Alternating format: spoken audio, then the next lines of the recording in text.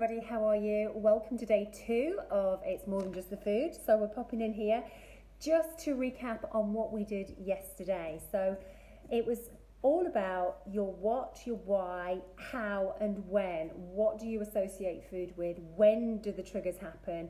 And what do you tend to go to if you are triggered emotionally? So remember, it's normally a reaction to something that's happened that takes you to the point that you're eating emotionally or eating mindlessly. So we want to just start today by figuring out what exactly is it that you may or may not have as a food addiction, and are you addressing that issue? Are you even aware that what the triggers and what possibly is happening around you? So we're going to point out now just a few things that I want you to think about. So do you get cravings often? And are those cravings of certain types of food?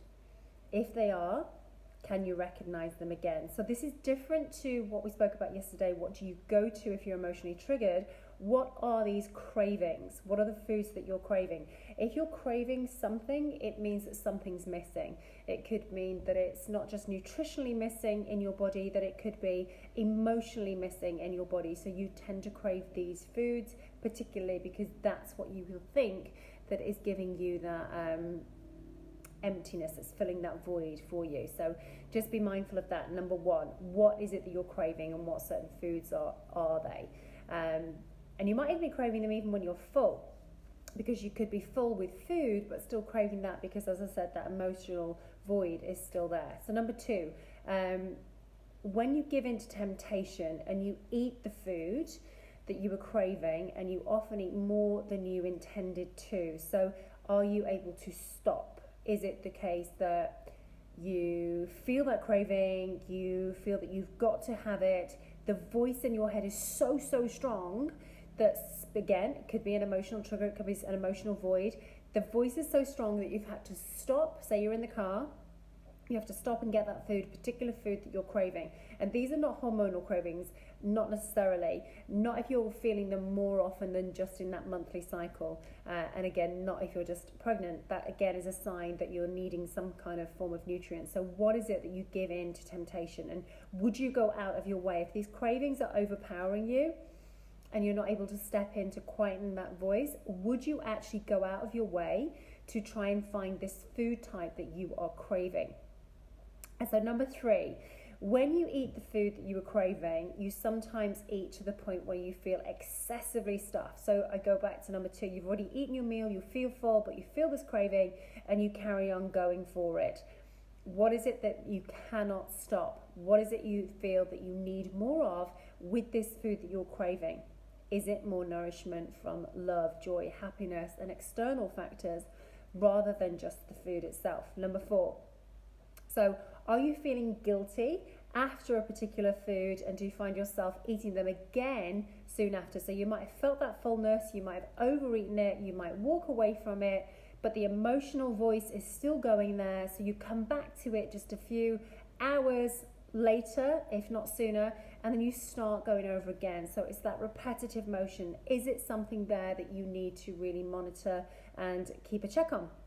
Number five, so you're making excuses in your head about why you should eat something that you are craving. Why should you? Because is it making you feel better? Is it because you emotionally attach it to feeling better when you have it? Is it a scenario? Is it that voice in your head that's overpowering you to take that craving?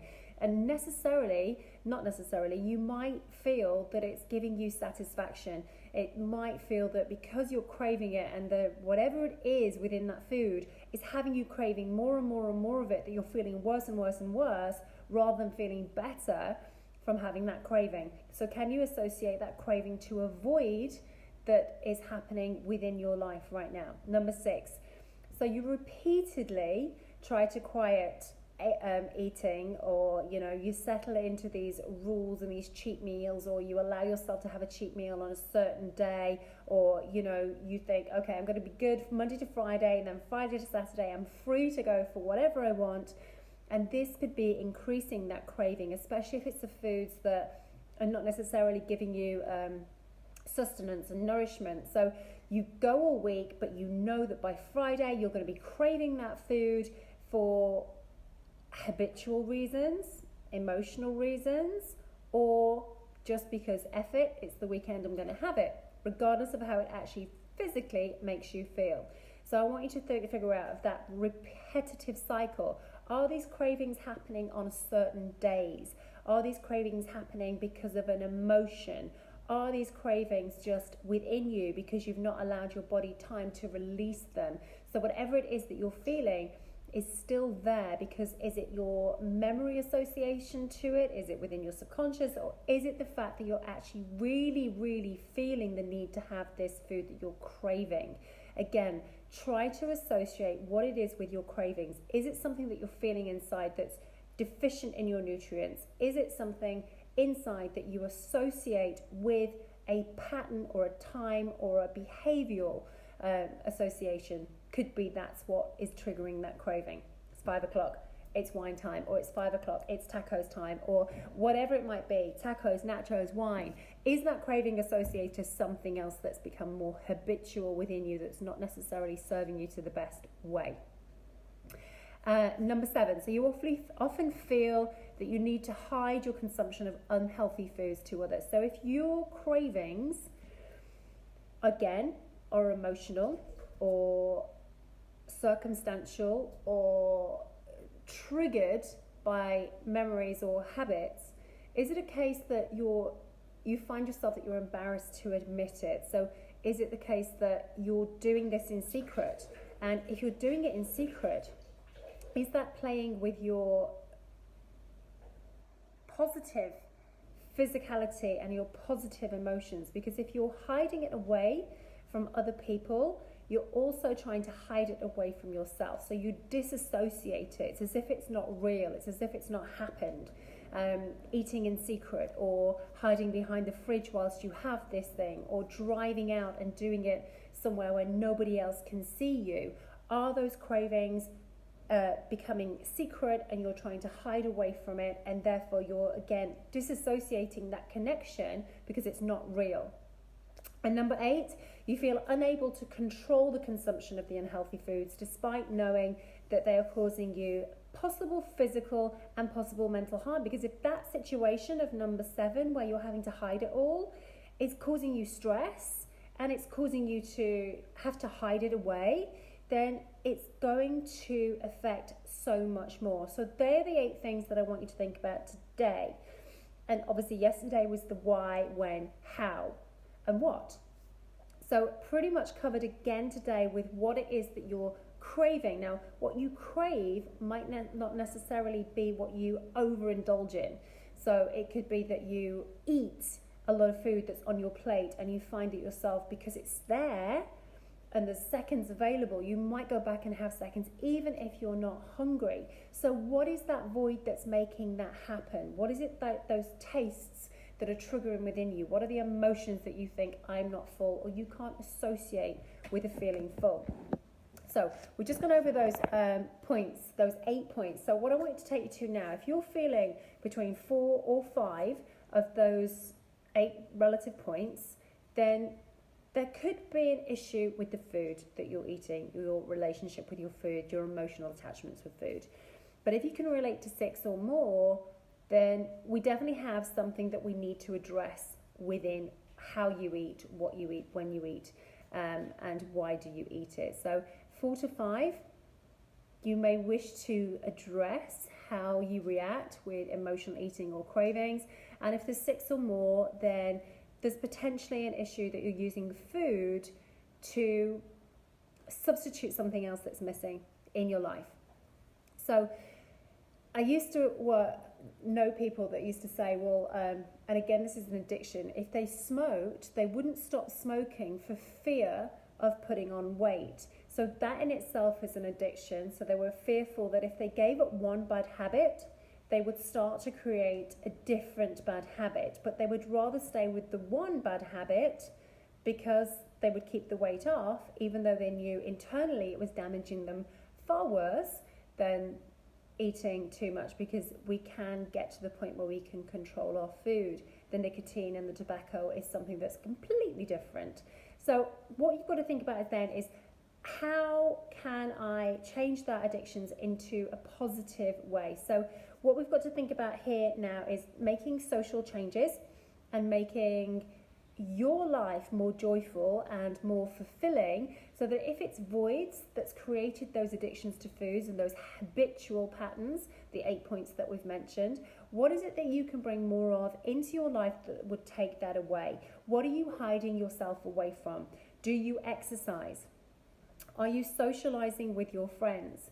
Do you have a good relationship with your partner? What is your environment like? Are you liking your environment? Or let's just talk about that for a second. Is your environment stressing you out? Is it not where you really want to be? Is it not where you want to live? Is it the area that you don't want to live? The house that you don't want to live? Are those things of your environment affecting you? Is it your workplace that's affecting you? So therefore, you're in that repetitive cycle because you don't like your environment. You become focused on the food to try and relieve the pain of something else. So environmental issues, if it's not monetarily possible to change, then you can change things within that home, within that environment, to make it feel more fulfilling, to make it feel more homely and more centered and more connected, and make it feel more like you, and make it feel like it brings you joy, that you want to stay there and spend time there and do things in that home that you love doing. You can even work out in your own home. You don't necessarily have to be in a gym.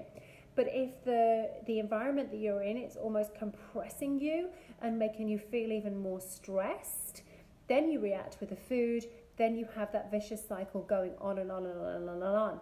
So what can you do right now to switch up the environment that you're in without being as dramatic as moving, or, moving countries, which I've done many, many times. But what could you do within that environment now that would make you feel happy and make you feel more connected? What can you do within your work environment that would make you feel happier and make you feel more connected?